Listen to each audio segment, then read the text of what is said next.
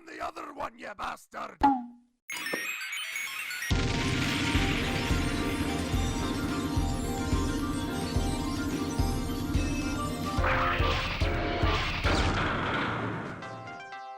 Crossovers are probably the most lucrative idea any franchise can do, but it is doubly true for Transformers. All you have to do is take an existing IP that Disney hasn't quite bought yet and slap a transformation onto it. It doesn't even have to be good. It can have the worst transformation and the worst build quality, but as long as it contains references to my childhood, people will eat that shit up. Not only was such extremely obvious with the previous review of Ectotron, but even things like the Star Wars Transformers tend to occupy the shit but charming part of social consciousness. I mean, really, these things, these god-awful things, they're still raking in double nostalgia, partially for Star Wars, partially for the figures themselves. So now that Hasbro has realized the big piles of money they could be printing, I guess it's time to take a crack at some of the newer releases. The question is, are they finally good? Well, Gigawatt is, but I don't feel he's the most interesting example to take a look at. No, I think it's best that we go with a script that would deliver a far more interesting video. So, greetings Cybertronians, I'm DrLockdown, and today's diagnosis pertains to Transformers Crossovers Maverick. Maverick is unique in a couple of ways. For starters, it's not based on any legacy products like Gigawatt, Ectotron, or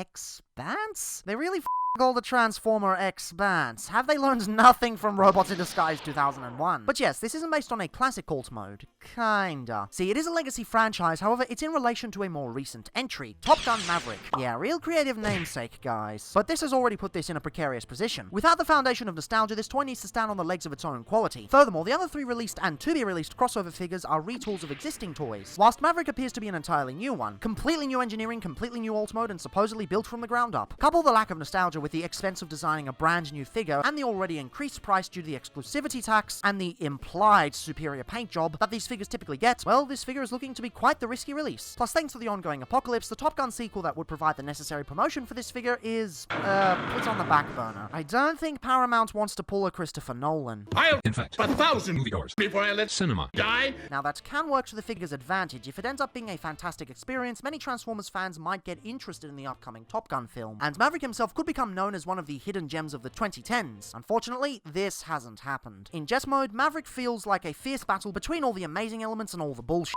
It's all over the place, to be honest. The end result can't be categorically called bad, at least as bad as Ectotron, given there's no god-awful rubber on show, but I don't know, this really feels like a rush job. From a distance, the first thing you're going to notice is how weird the paint job looks. It appears to almost be dirty, however, take a closer look, and oh my, it's actually camouflage. Up close, this does look quite lovely, although I definitely would have preferred a darker shade to stand out against the plastic, which we'll get to, don't worry. Before you pull the, well, that's accurate card, I checked the trailers and pictures and didn't see any indication of camouflage paint on the jets. This here is most likely a stylistic choice on the designer's part. So, with that said, why? If the intent is to promote the film in question, why not just choose these colors? If you really wanted the camo, why not make it a color that looks great from afar too? You're only going to damage the sales of your product otherwise. Also, on a personal level, I don't see why a jet of this nature would require camouflage, but whatever, I'ma just roll with it. One thing I'll give massive credit to is the insanely clean underside. Compared to most jets of the same size, you can tell a lot more effort went into this. Sure, you can kinda tell the arms are here, but the way they're folded up works insanely well. It honestly looks closer to a Macross figure than it does a Hasbro Transformer. Yes, Macross, not Robotech. Robotech doesn't exist, silly. Given how much contortion everything goes through, it's surprising how well everything holds together. Not every jet mode, especially ones this complex, have the privilege of being this solid. Unfortunately, the weapons he comes with are quite the opposite. You get 4 guns in total, and none of them lock in place very well. They just use the traditional 5mm peg system, except the tolerances are way too loose. Coupled with how far back and forward they are in some places, any handling of this guy will result in them moving to the side. On a mainline Transformer, sure, I could let it slide, pun very much intended, but on a collector's item that's only had a limited release and costs $30 more than it normally would, sorry, I kinda have higher expectations. Same with the landing gear. Here's the front, where's the back? No, seriously, why is there no landing gear at the back? This is 2021, even Cyclonus has landing gear, and he's a space jet who wouldn't feasibly need to land in his jet mode in the first place. Oh, wait. Here it is. Wait, what the This is the landing gear? Thanks, but I think it was better off when it didn't exist. Oh, hello, floppy joints and no tooling to indicate wheels. How you doing? You get a similar dichotomy of refined presentation and amateur mistakes on the top, with it starting off with so much mechanical detail. This is a really well-sculpted jet mode with so much awesomeness in every nook and cranny. Too bad you can't see any of it under not just the camo paints, but the translucent plastic. Now, a lot of people mix up the words transparent and translucent, especially in the LEGO community, I've found.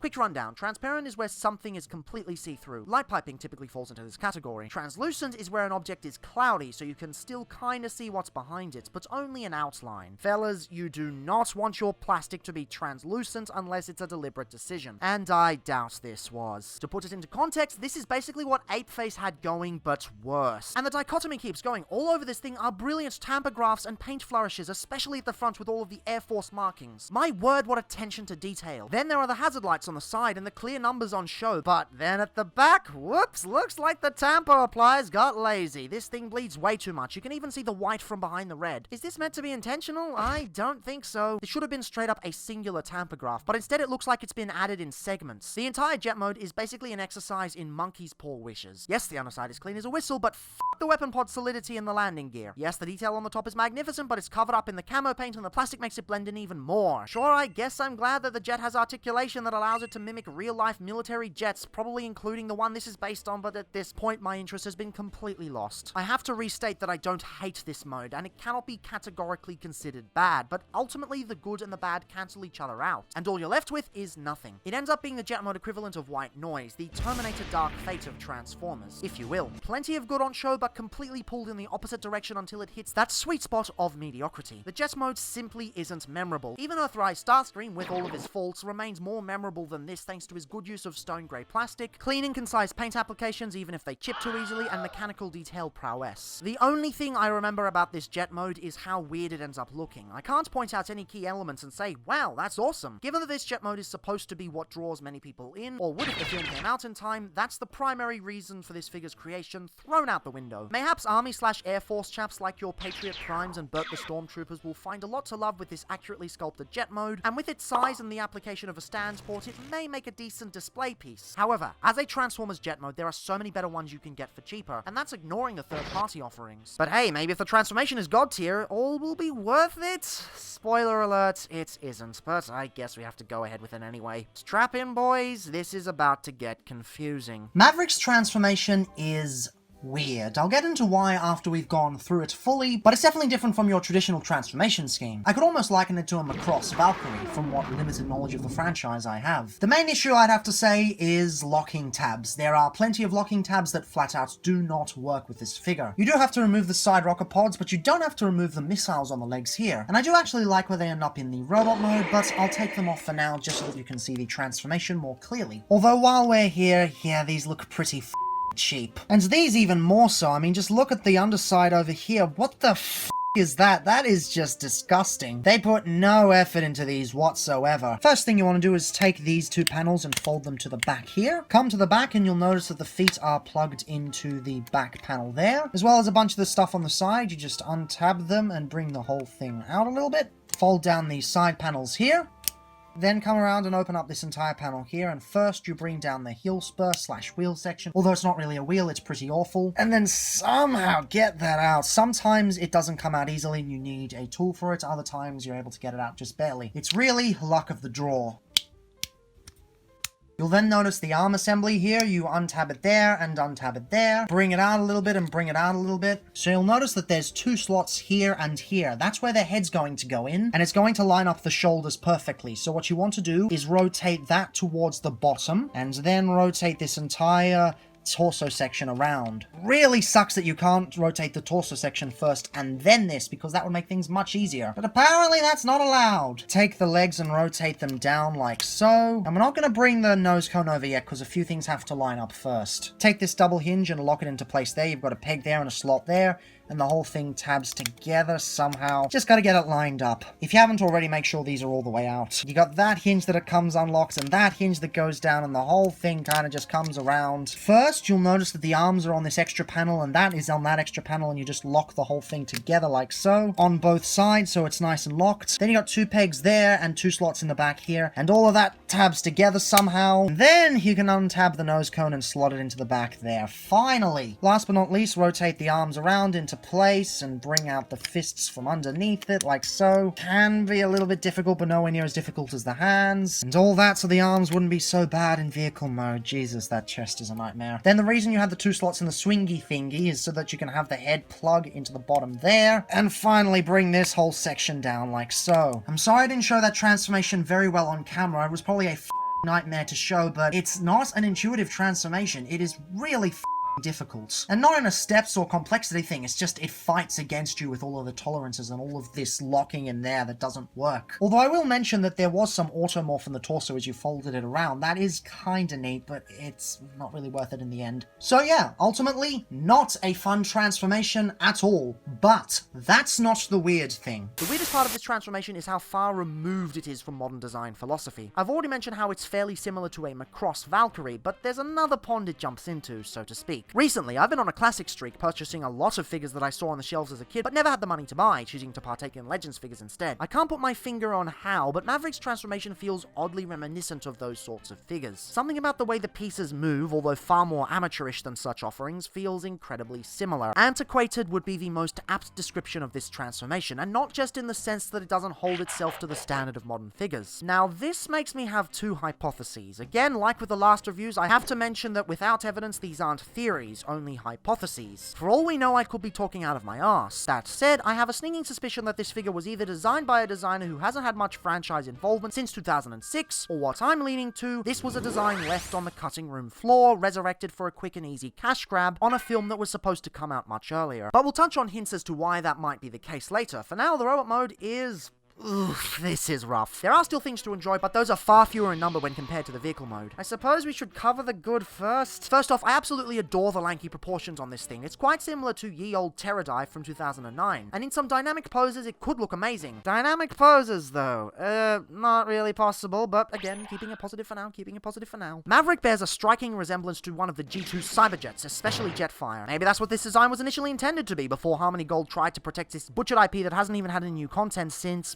yeah, Harmony Gold. Either way, I think this works incredibly well for this crossover release, especially with the fold-over panel on the chest. Very smart use of kibble. In fact, the kibble in general is handled in quite the refined manner. Take a look at how clean everything looks on the back here. By itself, that fact wouldn't be anything to gawk at. Plenty of mainline Transformers have clean backpacks. However, when you consider how clean the jet mode was too, it becomes really commendable. Also love how from the front, it creates a pretty cool cape silhouette. I'm digging it. And all this is topped off with a remarkable head sculpt, easily the best head sculpt of the recent crossover figures. Even if it is only by default, since it competes with generic IDW background drone, side swipe up with goggles, and kill me! Really enjoying the helmet slash face mask slash soundwave visor aesthetic, and the paint on it is to die for. The tamper graphs still aren't lined up very well, but the bleed is far less noticeable due to the use of lines, as opposed to poorly done logos. Either way, the head paint is remarkable. So... where's the rest of the paint? Outside of the existing camouflage digital paint on the torso and the aforementioned brilliant head paint, the robot mode has nothing. Legitimately nothing. Not a lick on the arms, not a dab on the legs. Now this in itself wouldn't be a problem in most instances. Many mainline Transformers go without paint and still look incredibly premium. Couple of problems though. Firstly, this is a massive step down in comparison to the other crossover figures. Look at how much paint Gigawatt got. He's basically covered in the damn stuff. Even with how much I hated Ectotron, at least he had paint. You're selling a limited release collectible to primarily adult fans. This standard just doesn't cut it. But even then, I could move on from this floor pretty quickly, provided the plastic wasn't awful. Greetings, Cybertronians, I'm DrLockdown, and this plastic is awful. It already looked horrid in jet mode from the underside, but now that it's on full show, forgive me for being profane, but it looks like it's constructed out of resin-cured semen. And they call Apeface bad. Yeesh, at least he had the decency to break it up. This just puts it all on show and nothing else. Where's the color breakup? Why doesn't this figure have more black? The plastic also has the special quality of making certain flaws much more visible, such as the solidity of the chest, or rather the lack of it. I guarantee you could make this transformation out of cardboard, have it held together with duct tape, and it would still be more solid than what's going on here. One slight bump and the whole thing comes apart. I mean, I've talked Earthrise Starscream to hell and back, but at least if I move his arms, he doesn't crumble to pieces. Matter of fact, the tolerances in the shoulders and hips are way too tight. This in itself wouldn't be a problem if the torso was solid, but it's not. As I know some people will tell me that this is pretty common for the crossovers line, but quick question, why should it be? Why should so little effort be put into a piece just because it's not being sold to the average consumer? The accessories are pretty pathetic too. The missiles convert into guns, and yeah, without any paint and in this awful plastic, it just doesn't work. Also way too small. Got missile dysfunction going on here. Honestly, I just prefer to leave them on the thighs, as not only does it give him more of a utilitarian feel, but it slightly helps in covering up the torso gaps. The rocket pods basically do jack shit in this mode, just sitting loosely on the back waiting to get knocked about. pathetic. Also, I know I already mentioned it in the transformation, but again, these really are awfully designed. Then you get a micro motorcycle, and it's actually really well painted for the size. Why didn't the robot mode get any of that? No, seriously, you put all the paint into this accessory and leave none for the robot mode? And finally, you get a volleyball and 2 replacement hands that allow him to hold it. Once again, paint here, no paint in the robot mode. Not cool. But that aside, it's certainly weird that the hands don't peg in traditionally. It's odd that they use the mushroom peg, which will slowly break down over time and become loose. It's almost as if this mold was never meant for Maverick, and that it was just pulled out of the cancels pile. Just saying. But as dumb as this accessory set is, it could work if you end up having a huge connection to the film. Look at the new Super 7 Optimus Prime. People are praising the inclusion of the surfboard and basketball in that. If MP44 came with a basketball, I bet people would flip out in a good way. Thing is, accessories need articulation to facilitate play options, and well, I'm sorry, Maverick falls just shy of what's required. A lanky fella like this should be hella posable, but something here just doesn't work. Don't get me wrong, he has plenty of articulation, but none of the sculpt work seems to accent it. You take your average War for Cybertron or Studio Series figure, and the articulation looks way better because the robot mode has careful sculpting and bright, flashy colors. Maverick doesn't have those. There's not a lot of extra sculpting in the robot mode, and the shit he does have just blends into the semen stains. Again, I'm sorry for being profane, but there really isn't another way to describe it. Also, hella disappointed by the ankle tilts. Was there no extra range possible here? Geez, this figure has given me a newfound appreciation for Earthrise Starscream. At least his ankles worked. It's almost as if there was never meant to be an ankle joint here, and it was shoehorned in after taking a cancelled figure. Okay, I'll shut up now. Whatever this figure might have been in a past life doesn't matter. All that matters is what he is. He's basically Voyager size, although his lanky nature and large wingspan might make you think the contrary. In actuality, there's not much extra mass in comparison to your average release. This means that he should at least be held to the standards of other modern Voyagers. And, well, he doesn't stack up. The thing is, under all the issues, I still don't hate the figure. Or at least I didn't until now. It never ended up on my worst of 2020 list because I saw potential at the time. Had they given it a few more weeks in the oven, it could have turned into one of the greatest Voyagers of all time. Hell, the one reason I never sold this thing was because I was holding out for a repro label set. Maybe they'd fix the colors with their masterful ways. But, well, it's been at least 6 months and there's not been a single word. Part of that's because there's not much interest in this figure, given the fact the film isn't due out for a while. And part of that is because the repro labels team seems to have a hard-on for G1. Where's my Dark of the Moon Prime, damn it? I want my Dark of the Moon Prime! But without any proper colors to get you interested in the design, despite the glimpse of a solid base, there ends up being nothing memorable about this release. It's easily the most boring of the four, and when you take into account all the structural issues, there's just too many flaws to overlook. It's funny, when I started writing this script, I honestly didn't dislike Maverick. I found him mediocre and forgettable, but he wasn't exactly living in my head rent-free. However, since writing this script and really examining the faults within, well, I think I do dislike this figure properly now. Maybe had I reviewed this in 2020, he would have taken a spot on the worst list. I might have placed him right between Studio Series Roadbuster and Earthrise Double Dealer. It's funny how a good solid writing session can put things into perspective, because now I think I am going to remember Maverick much more than I would have, but for all the wrong reasons. What initially seemed to be a bold risk that could have delivered the best crossover Transformer ever turns out to be another corporate cash grab and a half-assed effort, which ultimately results in an easily skippable release. Before writing the script, I was leaning on a just over the line 3 out of 5, but after going through this whole process, yeah, it's a 2 out of 5 easily. Whether it was a recycled classics design or not doesn't matter. Either way, it is a disgrace to modern engineering. I would have happily taken an older mold that never saw the light of day if it was actually good, but it's not, and there's no visual flair to help disguise that. The sooner Maverick is out of my collection, the better. Who knows, maybe he'll even be on his merry way by the time this video comes out. And with that, I take my leave from the crossovers line. I'm sorry, but I'm f***ing done. I gave it plenty of chances, but 2 out of 3 times, it really let me down. Only one figure has justified not just the inflated price tag for the exclusivity, but also the initial price tag that it would have taken if it released in mainline. But what do I no, these things will continue to sell like hotcakes because Hasbro has found a gold mine. And as such, they will continue to fumble around and crash through poor engineering and make all the money in the world because nostalgia sells. The only reason Maverick hasn't sold well is because he lacks that nostalgia. If he was based on the original Top Gun film, I guarantee everyone would have been praising him. So to you, I say this. Take off the nostalgia goggles and see these figures for what they truly are. Are you really interested in the figure itself, or are you only interested in the concept it's trying to sell you? Because if that's the case, well, it's maybe nothing more than smoke and mirrors.